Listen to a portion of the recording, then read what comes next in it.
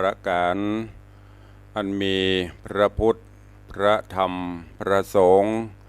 อันเป็นสรณะที่เปิ่งที่เคารพนับถืออันสูงสุดในชีวิตกราบคารวะแตบไตไวสาปารมีธรรมพระมหาเถรานุเถระเจ้าคณะพระสังฆาธิการภิกขุสงฆ์องค์เนนจุตนจุองค์โดยความเคารพขอเจริญสุขเจริญปอนญาติโยมศรัทธาสาธุชนสันนิบาตตันเข้าจุหนุ่มเท่าใจยิงขอน้อมต้อนรับทุกท่านเข้าสู่รายการมรดกธรรมกำเมืองและสาระธรรมกำเมืองต่างสถานีวิทยุวัดฝ่ายหินตำบลสุเทพอำเภอเมืองจังหวัดเชียงใหม่ส่งสัญญาณกระจายเสียงในระบบคลื่นความถี่ FM 104.50 เมกะเฮิรตซ์สถานีคลื่นพระพุทธศาสนาและจริยธรรมในความอุปถัมภ์ของมูลนิธิพระบรมธาตุเจ้าดอยสุเทพกระจายเสียงในระบบคลื่นความถี่ FM 96.0 เมกะเฮิรตซ์ตลอดจนสถานีวิทยุชุมชนต่างๆที่ต่างตั้นผู้อำนวยการได้ลิงก์สัญญาณนี้เผยแผ่ธรรมะออกอากาศให้กับญาติโยมทั้งหลายตามเสียงต่ำสายก็ดีตลอดจนต่างห่อกระจายข่าวเสียงภายในตามวัดตามว่าต่างๆที่ต่างสมปันเจ้าวัดท่านเจ้าอาวาสได้เปิดให้ภิกขุสงฆ์สามเณรญาติโยมศรัทธาได้สดับรับฟังกันอยู่ในเวลานี้พร้อมกันนี้ก็ขอยกมือ10 นิ้วกราบถวายการต้อนรับตลอดจนเจริญปอนต้อนรับยังครูบาอาจารย์พระเจ้าประสงค์องค์เนนตลอดจนพ่อออกแม่ออกศรัทธาญาติโยมสาธุชนทุกท่านที่ได้เข้ามาติดตามรับชมรับฟังทั้งภาพและเสียงการไลฟ์สดต่าง Facebook ไลฟ์ของวัดวังสิงห์คำ Facebook ไลฟ์ของธรรมะคลายเครียด Facebook ไลฟ์ของธรรมะภาคเหนือ Facebook ไลฟ์ของแสงธรรมส่องใจ Facebook ไลฟ์ของอาจารย์พระครูสมุวิสุวัตรวรกิจโจ Facebook ไลฟ์ของทีวีวัดฝ่ายหินตลอดจน Facebook ไลฟ์ของ FC แฟนรายการญาติโยมที่ได้เข้ามาแล้วได้ร่วมกันเผยแพร่เสียงธรรมะนี้โดยการกดแชร์1แชร์1บุญไปสู่ยังกลุ่มเพื่อนๆของท่านเพื่อที่จะได้รับฟังนำธรรมคำสอนแบบพื้นบ้านละนากันอย่างทั่วถึงรายการนี้ดำเนินโดยกล่าวกับผมอาตมภาพพระครูวิสิทธิ์ศรีลาภรณ์เจ้าคณะตำบลป่าแดดเจ้าอาวาสวัดวังสิงห์คำตำบลป่าแดดอำเภอเมืองจังหวัดเชียงใหม่หรือตุลุงในวังเป็นผู้ดำเนินรายการประกันวันนี้พระพิรุณยังโปรยปลายอยู่ได้หลายวันเนอะวันนี้นะถึงเมื่อวันถึงเมื่อคืนบรรยากาศเหมาะสมเปิงกวนอ่านน้ำอ่านธรรมเปิงกับกลางภาษาในช่วงนี้น้ำก็เริ่มจะขึ้นแล้วเนอะตามตะฝั่งตามแม่น้ำลำคลองเนื่องจากว่าฝนตกทั่วแล้วก็ตอนนี้ก็เริ่มจะไหลลงไปหอมกันตามแม่น้ำลำคลองโดยเฉพาะแม่น้ำปิงอันเป็นศูนย์รวมแม่น้ำเกาะเก่งต่างๆก็จะไหลลงไปรวมกันแล้วกันนี่แต่ว่าตัวหลวงพ่อน้ำปิงหน้าวัดเริ่มจะมีสีขุ่นๆละนั่นแสดงว่าน้ำจากทางเหนือเริ่มมาแล้วก็แต่ว่าก็คงจะบรรนักเท่าใดเนาะแต่ก็ไม่ควรประมาทเพราะว่าทางกรมอุตุเปิ้นก็พยากรณ์เตือนอยู่ตลอดเนอะ อยู่ใกล้ฝั่งก็ดีใกล้เขาก็ดีตีนเขาเจ้าป่าตรงดอยก็ดีเนอะก็พยายามป้องกันจะไปประมาทป้องกันไว้ก่อนนะดีอย่างที่มันจะเสียหายโดยเฉพาะบทเรียนแต่ก่อนๆก็มีมาละที่ไหนที่ใดที่มันเคยท่วมนะนั่นแหละมันก็จะเจออยู่ตราบใดที่เขาบักแก้ไปยกพื้นยกอย่างขึ้นถ้ายังสภาพเดิมก็บ่แน่อย่างที่เปิ้นว่าประมาณ3 ปีก็5 ปีก็10 ปีก็มันจะค่อยรอบของเปิ้นยิ่งไปเดียวฝั่งปิงตะวันตกนะฝั่งตะวันตกถ้าอย่างแถวตังป่าแดดนี่ก็ตั้งแต่ปุ่นป่าเปล่านอกล่องมาฝั่งตะวันตกบางที่ก็สูงบางที่ก็ต่ำถ้ามาตั้งแต่ดอนใจล่องมานี่ตะวันตกจะเริ่มต่ำพ่องตะวันออกนี่เปิ้นแปลงพนังระวัง ระวังอย่าตุลุงเตรียมขนของหล่นแต่ก็คงมีกันไว้บ่ได้ก็ด้วยความเป็นห่วงเนอะจากตุลุงในวังในวันนี้ขอให้เป็นวันแห่งความสุขของทุกท่านเดินทางไปที่ไหนก็ขอให้แคล้วคลาดปลอดภัยถึงแม้นรถจะติดฝนจะตกก็ระมัดระวังกันไปที่สำคัญก็คือมีสติสัมปชัญญะกำกับตนกำกับตัวอยู่เสมอรู้ตัวอยู่เสมอว่าเรากำลังทำอะไรอยู่ปฏิบัติอย่างอยู่ที่ไหนกับใครจะได้คือมีสติกำกับตนกำกับตัวอยู่ตลอดเวลางานการต่างๆเฮาก็จะพลาดพลั้งน้อยหรืออาจจะบ่พลาดพลั้งเลยเพราะเฮามีสติฝากไว้กับทุกท่านเนอะวันนี้ก่อนที่จะได้เทศนาธรรมขออนุญาตตักใดญาติธรรมต่างหน้าจอ Facebook ไลฟ์ก่อนเนาะ วันนี้เข้ามากันหลวงหลายเพราะมันปล่อยหน่อยบุได้ ฝนตกอยู่บ้านอยู่จองกับฟังไปตัวเองเนี่ยการไปตัวเองหรือขับรถขับรางหรือขายครัว เปิดตุลุงบางตีโอ้ตุลุงปะโตตำกาดนี่นะได้ยินก็เสียงตุลุงนี่หรอตั้งแต่ครูบาอาจารย์พระเจ้าประสงค์ประเทศโอ้ไปแต่ละบ้านตุลุงได้ยินหลวงพ่อได้ยินก็เสียงหลวงพ่อเทศนั่นนะ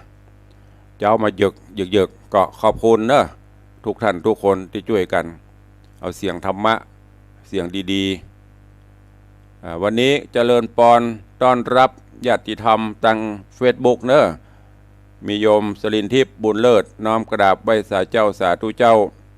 เจริญปอนโยมขวัญอินทยศกราบไหว้สาครับผมตุลุงเมืองฝางฝนโต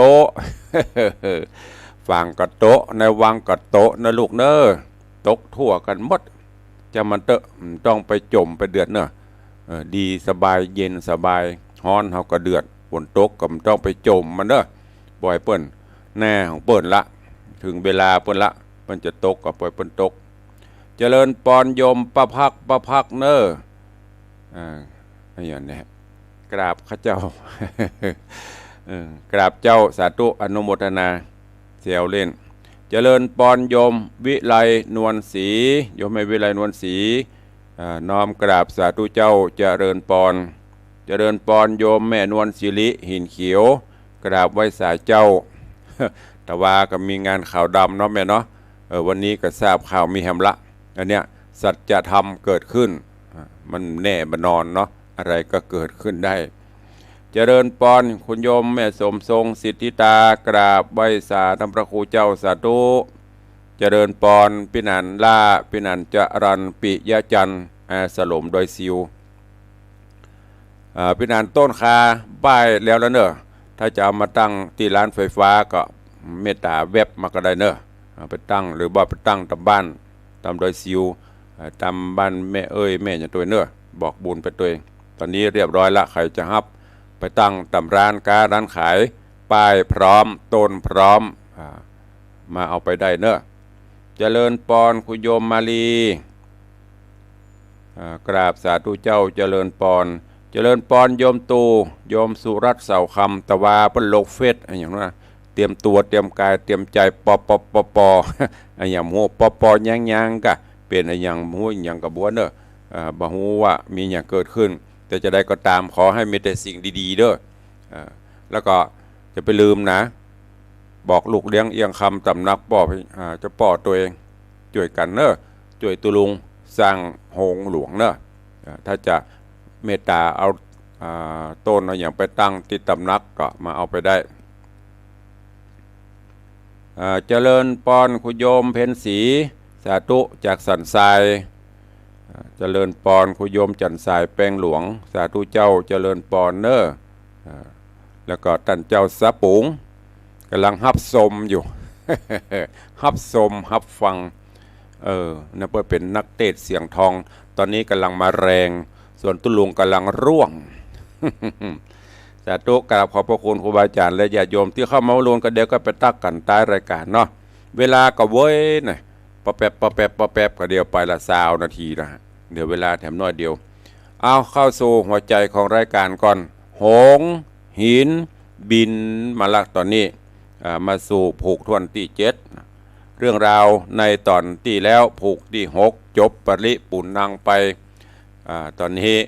ความลับต่างๆเริ่มเปิดเผยขึ้นละนะอย่างต่างๆที่เก็บสุกเก็บไว้ตอนนี้มันเริ่มจะคลายเริ่มจะเปิดเผยขึ้นมาละหลังจากที่6ใจลูกป่อพญาได้ไปจุพญาเจ้าเมืองป่อพญาว่าตอนเนี้ยไปเอาแม่เฒ่ามาไว้เรียบร้อยละแล้วก็ไปส่งพ่อเฒ่าก็ดีป่อพญาก็ดีใจก็นึกว่าเป็นความดีความชอบของลูกมาถึงตอนนี้กึดฮอดกึดเติงถึงใครไปเอี่ยวหาแม่เฒ่าจะไปถามว่ามันเป็นจะได้ไปอยู่กับป่ากับเขาพุ่นเป็นจะได้เรื่องต่างๆความลับต่างๆก้อยๆเปิดเผยก้อยๆเปิดออกมากำน้อยแล้วเนอะมาฟังกันต่อว่าเรื่องราวจะเป็นจะได้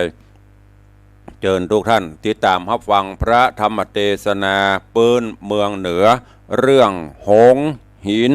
ในผูกทวนที่7ณโอกาสบัดนี้ นะโมตัสสะภะคะวะโตอะระหะโตสัมมาสัมพุทธัสสะสะอาทะโบฟังลาโสตุจันนาสะปุริสะตังลายตั้งหญิงและใจหนุ่มเท่าที่ได้ปะกันเราทำทาดาฟังยังรัศธรรมเทศนาหงหินล่ำดับดินมาถึงแถมแล้วเนื้อเจ้าผูก7นั้นเราขอเชิญศรัทธาตั้งหลายหนุ่มเท่าจุงตั้งจิตใจเล่าทำทาดาฟังต่อไปนานี้เล่นนาที่นี้จักจะถึงอย่างพระบุญมีเต้า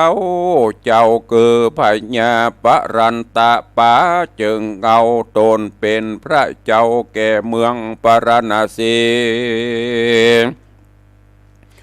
เต้าก็มีความยินดีว่าปุตตาลูกเต้าไปตามแม่ออกเจ้าขึ้นมาเต้าก็วันนาสักเสริญกุลแห่งลูกโตนบ่แล้วว่าลูกแก้วกู6ใจหากเป็นสายปุริสาจาตฤทธิองค์อาจกล้าหาญมีบุญสมปันเกกลาแม่กูไปตกได้ขอบฟ้าก็ยังเอาคืนมาได้ กันบ่ใจโยญาต่ำยอบและประกอบโดยบุญนะก็บ่มีปัญญาเอาคืนมาได้แลนะต เต้าพญาสักเสริญสันเนจุวันก็มีแลเอกติวสังยังมีน้อยวันหนึ่งใส่ตนเต้าไทยราชาก็เข้าไปสู่พระมาตาแห่งเต้าปากตันเล่าภาษาไหลว่าข้าเดแม่ก่อยใจออกจะเอาพระแม่เจ้าโตนบุญยามเมื่อผีดิบวิสาดมาลักลากเอาไปสู่ดงไพรป่าเศร้าเมืองเขาไกลหรือว่าไกลเขาเอาแม่ไว้สันดาย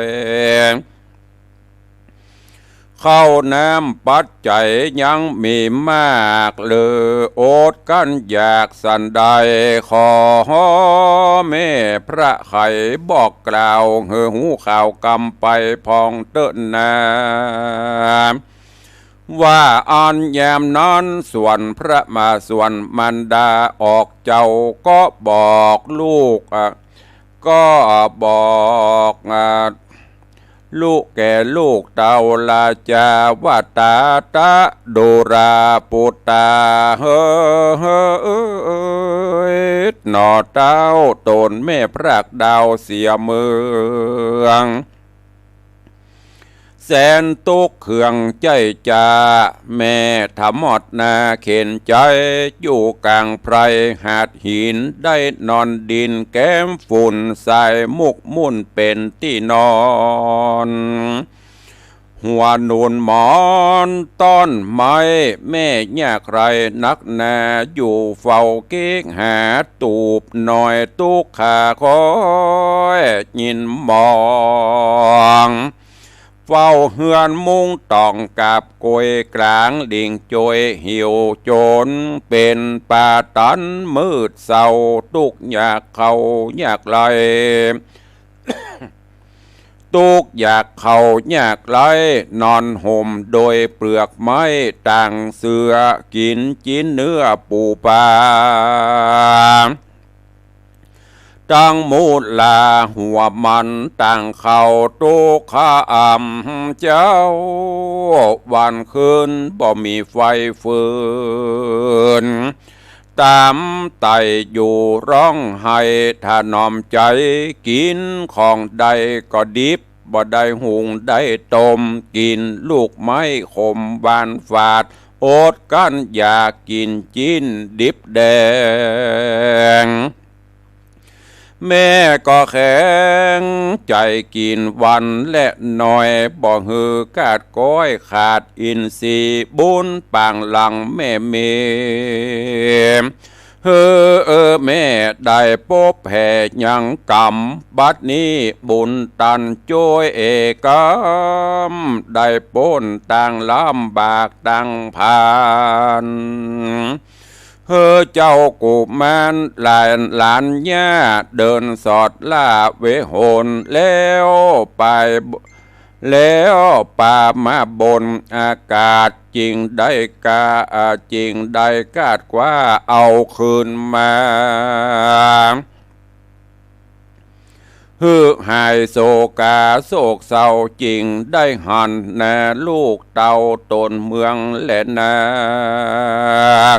มือนาพญาปรันตะป่าตนเป็นปุตตาลูกเต่าจริงถามแม่เจ้ามาตาว่าอัมมาตาตาดูลาแม่เป็นเจ้าอันว่าลูกเต่าแห่งคาหกใจผู้ได้บุญหลายกล้าแก่ไปตามได้แม่คืนมานอนจะว่าอ่อนแย้มนอนพระมาดาตนแม่จริงกล่าวแก่เจียนจามตามความเป็นมาแต่เก่าลูกเต่าลูกเต่าทองทลัดว่าดูราจอมกาซัดจึงเอาอันว่าลูกเต่า6 คน แม่บ่ฮู้จักเขาสักคนไหนรอยบ่ใจหลานผู้ไปเอาแม่คืนมาหลานผู้นั้นนะหากเป็นผู้อื่นนะจอยชื่นโสภาหากมีเตจานุภาพอันใดภาพสัตถูในโลกจุมปูบ่มีภัยเพียบได้มนุษย์ต่ำไตโลกาต้านเอาแม่ขึ้นมาโดยบนอากาศบอดใดย้ายหยาดเตียวดินยะเมื่อผีดิบบินไปหากินในป่าก็ยังไปเอาแย่ขึ้นขี่หงบินลัดดาบินลัดดงตังอากาศซ้ำได้เมียฮักราชตังสามไต่เติงตามมาไต่เติงตามมายวาดได้มาตังภาษาจุคนมาถึงหิมจนฟังกำนะก็ฮืดนอดลา3 คนไว้ที่หิมจนกลางป่าแล้วเอาแม่ย่าเดินจรถึงฝั่งสากลไปนาไปฮอดที่เขาหกใจอยู่ทาเขาซ้ำใจกันฮับเอาแม่ได้แล้วก็ปากันนำย่าคืนมาส่วนหลานย่าคนนั้นน่าหายกว่าหรือเขาพร้อมใจกันฆ่าเสียแล้วก็บ่ฮู้ปอยมาอวดโอว่าเขาได้ไปเอาคือแม่คืนมาตีแต่บ่ใจเขาหมู่นี้นาสักผู้แม่ก็บ่ฮู้จักเขาและลูกเฮยเมื่อนั้นเต้าราชาธิราชร่ำเปิงขวาดในใจยังกำสงสัยบังเกิดว่านอพระโตนเลิศบุญเรืองร้อยว่าเกิดในเมืองกูเต้าแดนดาวเขตปาลานีและกากูจักลองหาดูก่อนเตอะว่าอันแล้วเต้าพันเพวกษัตราก็โปงราชอาญญาแก่เสนาอำมาตย์ฮื้อไปเป่าแก่ไพราชประจาฮือพร้อมกันมาเล่นมโหฬารศพอันใหญ่ฮือเป็นขวดไตเข้ามาหาแล้วแป่งหอประพาฮือแม่ขึ้นไปอยู่เล็งดูหมู่คนมาฮือหันโซเจเอ็นตาเล็งพอฮือหันต่อกู้คนก็มีแลแยมนั้นคนตั้งหลายเขาพันภายไต่เต้าตุกหนุ่มเท่ายิงลามลุไลลามตามอาญญาแห่งเต้าสะนันตัวดาวเวียงใจก็มีแลนาส่วนเจ้าวัฒนกุมารอันอยู่อุ่นยานกับแม่ไทยก็กึดได้แต่ในใจว่าจักไปดูด้านเล่นพอคนเป็นเส้นเล่นมโหสลบแล้วเจ้าก็ออกจากสวนอุทยานเตียวไต่เต่าเพื่อเข้าไปสู่เวียงใจโตยตามเขาไปตามขัวอันกายยกย่างย้ายตามสบายมืออนานย่านายแม่ท่าเอาเลงหานเจ้าหน่อโปธิญาณก็อานัดสะไซแต่งคนใจเร็วปาน เฮือมาฮับจอมขวัญมาสู่ในที่อยู่ห่อใจแล้วการไขต้านต่อกับเต้านราจาว่าปูตาเฮยผู้ว่านาตนเป็นเจ้าอาวาสผู้บานอันว่ากุมารผู้นี้นาเลิศฟ้าอันไปเอาข้าแต่เมืองพีบ่มีตีสังกาสักสิ่งเป็นลานหักยิ่งแห่งคาบุญเกกระบุญลายกันลานผู้นี้บ่ไป ติดตามเอาแม่มาก็บ่หอนว่าจักได้หันเจ้ายอดฟ้าจอมเมืองจะเล่นนาที่นั้นพญาปรันตปาได้ยินพระมันดาบอกกล่าวเต้าก็ใจเบาแห่งโตโอนไปจูงเอาหนอตัดสะปนแก่นไทยเข้านั่งไกลราชาแล้วพุทธาถามที่ถอยว่ากุมารน้อยใจรามยังมีรูปแง้มบ่อเศร้าตานเป็นลูกเต่าแห่งไผ่บ้านอยู่ไกลหรือว่าไกลอยู่หนใต้หรือว่าหนเหนือหรือว่าอยู่ติสะต่างใดจ้าเฮาถามเฮาถามต้านจุงแก่หูเนสัจจังเดเตนาว่าอันยามนั้นนอโปธิสัตว์เลิศแล้วตนเจ้าประกอบโดยพญาจริงเจียนจาต้านต่อกับโดยเต้าป้อราชาว่าขาดแด่กษัตราอยู่กล่าวตนเป็นเจ้าแก่ประชากรรมอันมหาราชามาทำหายังปิตามารดาพ่อแม่เจียงจันแต่วงศาตั้งนาป้าเอาบ่อาจจะกิตนาบอกใดข้าบาทายหากยินกลัวหลอนเป็นกรรมมัวโดยปากอันผิดหลากข้าตัวข้ากลัวได้ความลำบากความทุกข์ยากเถิงตนจริงยินกลัวต่างโตดข้าน้อยโสดเด็กขาบ่อาจใครจะบอกใดขออนุญาตกับเต้าไทยเหนือหัวก่อนเตอะนา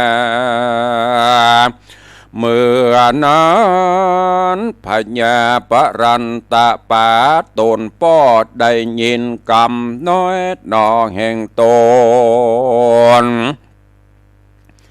ปากเป็นบงกลพระพลอยกำตันร้อยสุขุมันพระองค์การถามแถมเล่าว่าดูราหนอเน่ากุมารผู้มีกรรมหวานจ้อยโจดอย่าได้กลัวโตดอันใดอย่าได้เก่งใจจุงกล่าวแก่กูเต้าจักฟังทลาเมื่อนานเจ้ากุมารนอเต้าใจจื่นเย้ายินดีเพราะเต้าผ่านนี้บ่เฮมีโตดกรรมนักโสดบ่มีโตสาจริงมีมานัดสากิ่งของใจตื่นตองยินดีก็ย่ออันจุลีใส่กล่าวไว้จึงเจ้าปิตาว่าอาคาเดพญาโตโหนผาเสดบุญกวางเลิศเมืองโคนชาติมงบนห่มไพรเป็นเจ้าใหญ่แก่รัฐาแม่พิษอัจญานิดน้อยตัวข้าน้อยขอขมา อย่าได้โกธาคิ้วโคดแล้วได้โพดคุณแน่ส่วนพระราชาเจ้าตนบุญมากบ่หูหากเหมือนตายก็ถูกกรรมโบราณคนต่างหลายเล่าไว้ก็หากมาได้แก่พระจอมเมืองพระบนเรื่องนี้และเป็นป้อของข้าตนมีกุลเต้าฟ้าธรณีก็บ่มีภัยเพียบใดตัวข้านี้ใส่หากเป็นลูกเจ้าดิเล เกิดเป็นลูกนางเตวีวิมาลาพระมันดาอาขาวแฝงไฟดาวห่วมเรียงบายามเมื่อข้าเกิดมาจากต้องมันดาตนแม่ลมให้แก่เทิงนากุมหัวแม่นักดินดาวแม่ฟันเฝ้าควันคบเต้าสยุบไปมวยมิงบ่หูสักสิ่งลืมเคียงนางแม่น้อยยิงตั้ง6 นางอันมีใจเววนหยาบเจ้าหยาบจ้าเขากลัวข้าผาแปรแก่ลูกเต่าตั้ง6 คนจิงเอาข้านี้ปล่อยยัดลงหูจ้องภาษาดห้องเวใจญาจักเหือกากาดมรณะเถิงตายแล้วเขาคงควายหาเอายังมาเป็นสุนัขขามาน้อยมาตังขาน้อยปุตตาแล้วเล่นไปสอแล้วแล้วเล่นไปสอราชาบดีด้วยกรรมบดีฮึกหยาบว่านางนาเตวีชื่อมเหสีวิมาลาเกิดปุตตาเป็นมาน้อยส่วนพระยอดซอยปีตาบ่ได้พิจารณายังกุลโตดลวดเครื่องโคดโกธาครับแม่มันดาคานี้จากอย่าออกห้องราชเวใจแม่เย็นตุกใจลำบากเถิงตุกยากยินผ่านหนีไปอยู่สวนอุทยานกะสวนอุทยานแก้มป่าอยู่กับปู่ย่าตั้งสองแม่ยินมองใจจ่าส่วนข้านี้นามีปุญญาบอดลาจักตายควมนาองค์ปัญญาอินตาเจ้าฟ้าเสด็จมาฮับเอาตันนำไปสู่สวรรค์ฝากฟ้าคอยทอมทาเลี้ยงดูปอข้าอายุได้7 ปีตุกราวีนักแก่อยากกินนมแม่มันดาส่วนอินตายิงโยดได้ภายโพดคุณนาฮือก้อนผ่าวิเศษกลายกลับเป็ดเป็นหงฮือข้าขีดลงจากฟ้าพร้อมกับมาสกาวิเศษดาบติบเตบกันใจข้าก้อยใจกับแม่อันอยู่ดาวเกอุญญาณบ่เมินนานสะล้ำข้าน้อยพร่ำเตียวมาเล่นกะปูตา6 ปีน้องอันเป็นยอดซอยแห่งเจ้าเอาตูคำเจ้าดิเลยังมีในวันหนึ่งข้าน้อยราชหนีออกจากปาลาเ เถิงตะวราประตูเมืองก็ไปปะยักตาเหลื่อมเหลือกเล่นเขามาหาคาจริงจักดาบฟาดฮือวำวายฟันยักตายปูดขาดแล้วก่อยกาดไปหายังพระมันดาเต้าแม่อันอยู่แก่อุญญาณเถิงกาละยามเมื่อเจ้าข้าไต่เต้าเตียวมาเถิงศาลาแดนขวงเพื่อจักเล่นปวงดังจุวานยามนอนเขาหกใจหูว่าข้าฟันยักตัวกระเขาก็มาน้อมแนบฮือว่าเขาเป็นผู้ฟันเอาเงินคำปันเป็นก้าจังแล้วอวดอังกล้าแข่งว่าเขาฟันยักตาแดงฮือตายเขาลายก็เสียเขาลายก็เสียกับขานักเต้ข้าก็เอาไปเลี้ยงแม่ก้ำจูเพสุพานซ้ำเมินนานไปลุนนั่นเล่าพระจึงเจ้าปิตาจำเขาไปตัวหาแม่เท่าอันผีดิบลักหากลักเอาไปเขามองใจโศกใหม่แม่น้อมไปทูลสารขอฮือข้าไปตามญาเท่าแย่อันอยู่ป่าพนารายข้าคือถึงจอมใจจึงเงากับแม่เท่าไอญิกาจริงไปตามหาแม่ไทยกันได้แล้วก็เอามา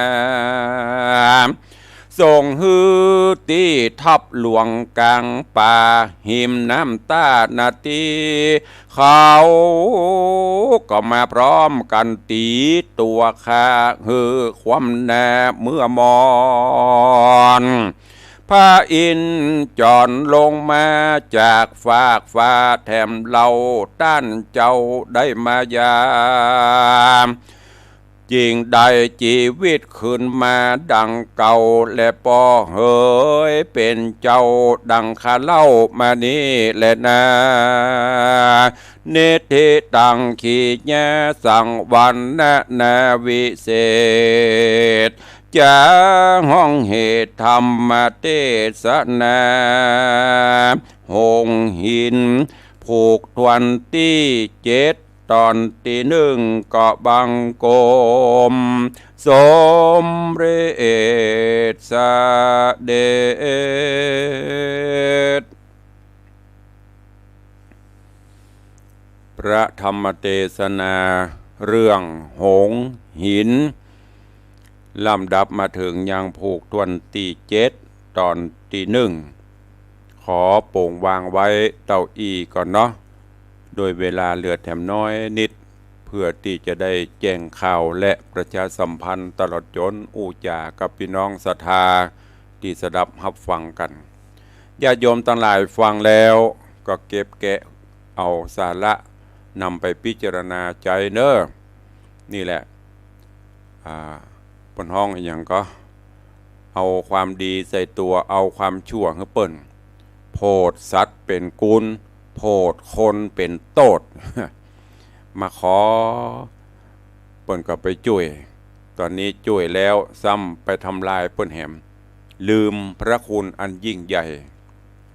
เอาความดีใส่ตัวแปลงชั่วให้เปิ่นมดโปติสัตว์เจ้าวัฒนกุมารตอนนี้ซึ่งหลังจากที่เขาถึง6 คนไปบอกป่อพญาปรันตป๋าว่าเอาแม่มาฮื้อแล้วก็ป่อพญาก็บ่ฮู้ความจริงก็โป่งปันทรัพย์สิ่งสลิงคานตอบแทนยกยอปอปั้นพระราชทานยศถาบรรดาศักดิ์ฮื้อเป็นการใหญ่วันหนึ่งก็เข้าไปแอวหาแม่ย่าเฒ่าหลังจากที่เข้าบ้านเข้าเมืองแล้วก็ไปถามสารทุกข์สุขดิบ ว่าแม่ไปอยู่ป่าเขาที่ปัจจาผีดิบเป็นจะได้ผีดิบเอาไปได้กินอิ่มกินเต็มก็ความเป็นอยู่เป็นจะได้แม่เท่ากันเล่าให้ฟังตั้งแต่ต้นจนจบแล้วก็แม่เท่าก็ถามว่าหลานที่ไปเอาแม่มามีไหนใครหันนะหลานคนนี้โอ้ผิวพรรณวรรณะมดจดสดใสหน้าตาดี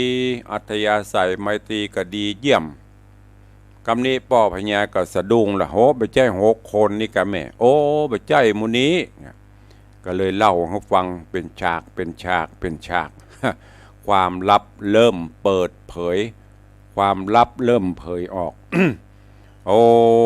แล้วป่อพญาก็ว่าจะหูได้จะได้ว่าคนนี้ที่ไปช่วยเอาแม่มันนี่มีอยู่ก็เลย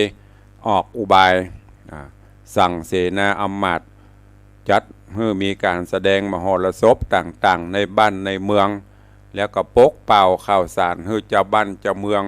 ไพร่ฟ้าประชาราษฎร์มาเนอะมาเอี่ยวมาพอแต่ว่าหนทางที่จะมานั่นเปิ้นกับบีบคล้ายๆอย่างรถเนาะรถจาก4 เลนบีบให้เหลือเลนเดียว ด้วยการแปลงขัวแปลงสะพานนี่นะคือคนเตียวข้ามไปกำคนแล้วก็แปลงปราสาทหอใจสูงเอาแม่เท่าเนี่ยไปนั่งอยู่บนหอปราสาทพอเป็นคน ถ้าเป็นประเด็นใจเรดาร์จับเนาะใจอย่างก็ปนห้องอย่างก็GPS จับหาได้อยู่ใจเครื่องจับเดี๋ยวนี้มันได้แต่ก่อนมันมีเจ้าบ้านเจ้าเมืองกับไปกันข้ามไปเป็นคนแม่เท่าก็นั่งบนหอใจพอโอ้อันใดกำใจจนกระทั่งโพธิสัตว์เจ้าก็หูข่าวตามที่หมู่คาถัดจะบริพานเสนาอำมาตย์มาปกเป่าข่าวสารก็ค่อยไปเอี่ยวพออีเก ไปฟังซอไปพอไปเล่นหนัวกันพอกำลังไต่ข้ามขัวไปแม่เท่าหันซัดตาหันจำได้ทันทีโอ้บ่าไอ้คนเนี้ยบ่าล่าคนเนี้ยจิหมู่เสนาอำมาตย์เนี่ยบ่าไอ้คนเนี้ยที่ไปเอาแม่ย่ามานะขจายเนาะฟังไปปาเอาจุงแขนเข้ามาแล้วก็เอามาถวายคือป่อพญาแล้วก็บอกเนี่ยคนเนี้ยที่ไปเอาแม่มาแม่แน่ใจกันแน่ใจแน่ยิ่งกว่าแน่จากนั้นป่อพญาก็ถามไทยว่าเจ้าเป็นไผลูกตีนไหนมาเป็นลูกเต้าเราไผจะได้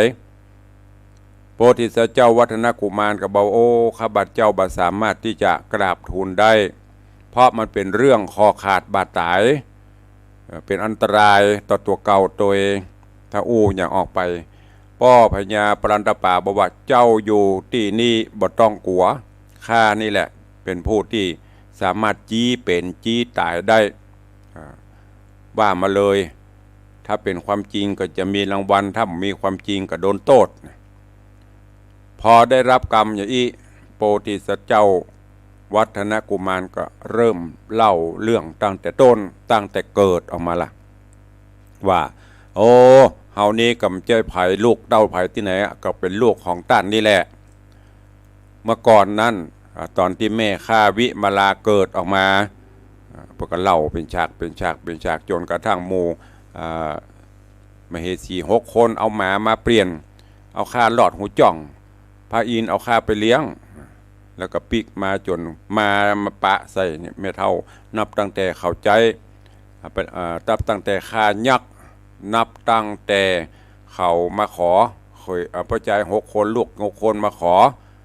ไปเสาะหาแม่เท่าจนกระทั่งเอาแม่เท่ามาจนถึงประเดี๋ยวนี้นะตอนนี้เวลานี้ความลับต่างๆเปิดเผยขึ้นแล้วเรื่องราวจะเป็นจะได้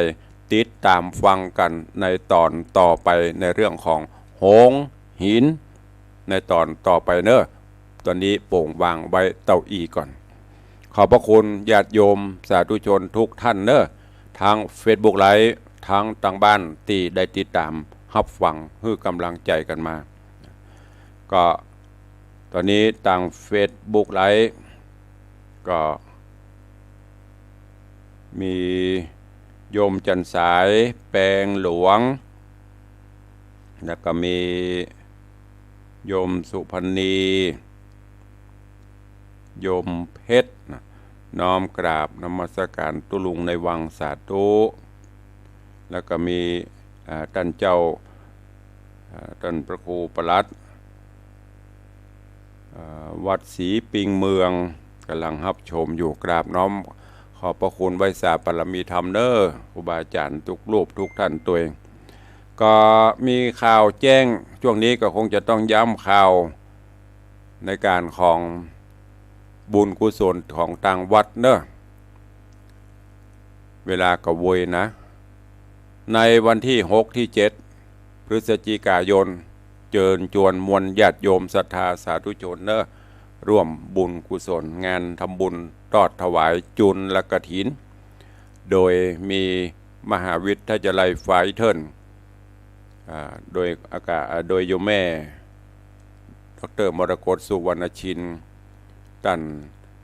ดร.กิติพัฒน์สุวรรณชินดร.ฉัตรทิพย์สุวรรณชินพร้อมคณาจารย์ครูบาอาจารย์และครอบครัวสุวรรณชิน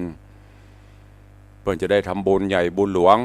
เป็นครั้งประวัติศาสตร์ของมหาวิทยาลัยตัวเองประวัติศาสตร์ของครอบครัวสุวรรณชินตัวเองในโอกาสครบรอบ25 ปีของการก่อตั้งมหาวิทยาลัยไฟเทิร์น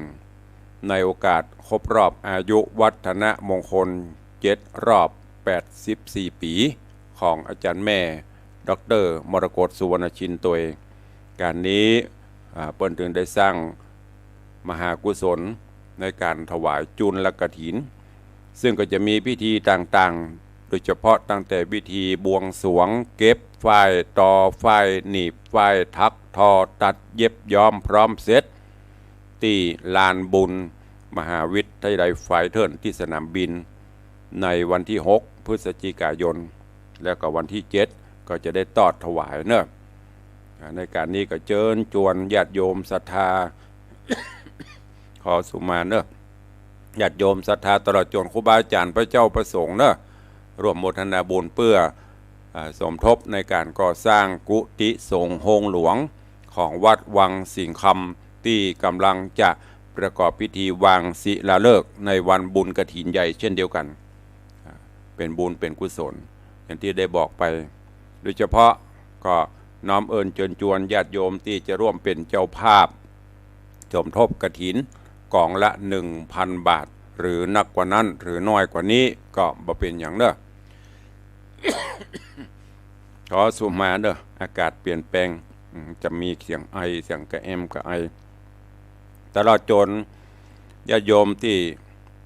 จะร่วมเป็นเจ้าภาพประธานวางเลิกมหาฤกษ์มหาชัยจำนวน9 ฤกษ์9 หลุมปกติบนจะวางหลุมประธานหลุมใหญ่แต่ปีนี้ตุลุงก็ว่าไหนจะวางก็คือได้เลิกผ่านนาทีเลิกงามยามดี9 หลุม9 ฤกษ์คือต่างกลางแล้วจากนั้นก็จะเป็นทิศทั้ง8คนละเลิกคนละหลุมตอนนี้ก็ค้างแหมประมาณสัก2-3 หลุมดังที่ตุลุงได้บอกไปก็จะค่อยๆทยอยประกาศรายชื่อรายนามไปเนาะขอบคุณทุกท่านตัวเหลือเวลาแถมน้อยเดียวตักตายตั้งบ้านตั้งจองก่อนเนาะก็เดียวจะน้อยจ่อยฮะมั้งประเดี๋ยวปตักกันตั้งในไลน์ในเฟซตั้งบ้านบัตักกันตั้งบ้านฟังอยู่ที่ไหนตั้งใดใครจะใครจะแจ้งผลการรับฟังเข้ามาเจอเนอะตะกี้หันปินานอิสมเตปินตรัดเข้ามาคำถ้าถามว่าตะวาไปละกันไปเรียบร้อยตะวาฝนตกสิยาการจนลืมไปเปิ้นนิมนต์ไปทำบุญครบรอบ50 วันกะ50กับว่า100ลืมประทานของท่านพระครูวัดอันควรขมะลืมไปเจริญปอน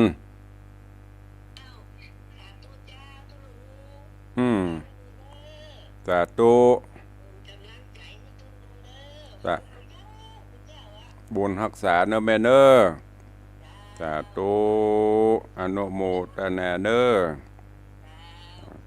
ะแม่จันเพญใจคำหนองก้นครุสันทรายฟังอยู่สาธุอนุโมทนาเนอะตั้งอื่นรอมีใครช่วงนี้ FC เดิมๆก็หายไปนะแม่จันดี จะดีไม่ครัวมันได้โทรเช็คนะช่วงนี้ตึงโทรละซับตึงไลน์ตึงอย่างหายเสือใต้ก็หายชายกลางก็หายสามสหายหายหมดนะสิ่งเหนือเสือใต้ชายกลางเมื่อก่อนนี้จะมาเป็นทีมเดี๋ยวนี้ปัตตานีตั้งเบากันหุบมดล่ะ แตกบะแลบะเจกันไปหมดล่ะตั้งใต้ก็อันเสือสิ่งเหนือเสือใต้เจ้าแม่ปราณีพยัคฆ์ไคหพลก็หายไม่เห็นติดต่อเลยแล้วก็ตั้งเหนือก็ยมแม่จันดีก็เริ่มจะหายไปละชายกลางก็เริ่มหายไปละเรียกแต่คุณนายปั่มปั๊ม ก็ขอให้ทุกท่านมีความสุขสวัสดีเนอะไม่ปันบาใดเจ้าสาธุอนุโมทนาเนอะไม่ปันเนอะบุญรักษาตัวแม่บุญปันมีงานใจสถานเจดีย์เก้ายอดเอาละเจ้านี่มี2 สาย ยังบ่ครบรัตนะสกรรมมันมีกเทวดาเทบุตรหายไปก็อย่างที่ตุลุงบอกไปเนอะตั้งบ้านตั้งจองหายไปถ้าอย่างก็หงหินจบค้างแหมผูกเดียวเหลือผูก8เวลาแห่งการดำเนินรายการของตุลุงก็จะลดลงเนอะลดลงอาจจะปะกันอาทิตย์ละ2 วัน2 ชั่วโมงเนาะอาทิตย์ละ2 ชั่วโมงหรือว่าอาจจะเป็นวันศุกร์วันเสาร์หรือจะเป็นวันเสาร์วันติดเนาะเพราะว่าตอนนี้ก็รู้สึกว่า FC ตั้งบ้านตั้งจองจะหายไปก็ลดเวลาลงเนาะจะได้มอบถวายเวลาให้กับรูปอื่นองค์อื่นเปิ้นได้มาจัดรายการแตนเพื่อจะได้ม่วนได้งานพ่องฟังเสียงตุลุงมาเป็นตั้งแต่ตั้งสถานีมาใหม่ๆจนประเดี๋ยวนี้แล้วเนาะอย่างติตกรเนี่ยจะมีทางวัดไฟหินนี้จะมี3 ใบเถามีอย่างก็ชายใหญ่ชายเล็กชายใหญ่ชายกลางเดี๋ยวนี้ชายเล็กก็ไปละชายกลางก็ไปละเหลือก็ชายใหญ่เฝ้าอยู่นี่นับวันก็เช็คสถานีวิทยุทั้งบ้านก็จะมีคน2 คนปิกบ้านกันไปพ่องหายไปพ่องลืมกันไปพ่องผู้นั้นก็แจ้งเพื่อทราบนะอาจจะเหลือเวลาประมาณสัก2 ชั่วโมงหรือว่า2 วันในอาทิตย์หนึ่งหรือบันแน่อาจจะหายไปเลยก็ว่าได้นี่ก็แจ้งให้ญาติโยมต่างหลายโดยพระหน้าที่ก็นักตัวนี่ก็ฝากไปเนอะก็ได้ประถามแล้วก็บ่ต้องโทรหาเนอะเวลาตุลุงประจัดแล้วโทรหาโลนี่นะเวลาจัดแล้วเปิ้นโทรไม่โทรถ้าหายแล้วก็ไม่ต้องโทรเนอะเอาละพ่ำพรรณนาเวลาหมดเวลาขอนำรายการจากทุกท่านไปก่อนปะกันใหม่ในวันต่อไปอยู่ดีมีสุขเหมือนกันจุตนจุองจุผู้จุคนเนอะจัตตารโอธรรมาวัฏันติอายุวันโนสุขังปะลัง